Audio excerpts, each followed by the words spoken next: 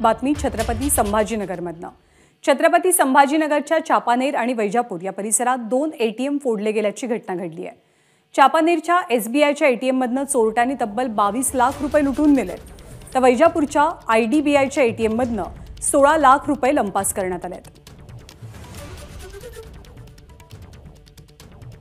कृष्णा केंडे अधिक माहिती देतील। कृष्णा, या दोनही घटना कधीच्या आहेत आणि तपास कसा सुरू आहे?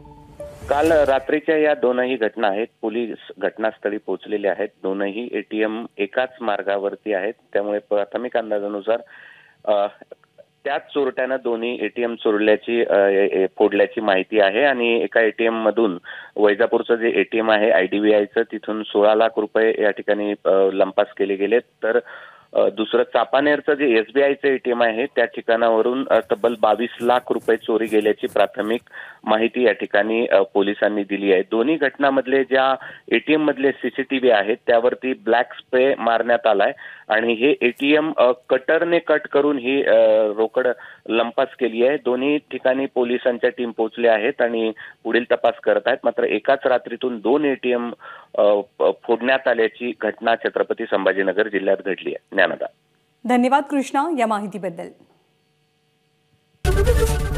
एबीपी माझा, उघडा डोळे बघा नीट।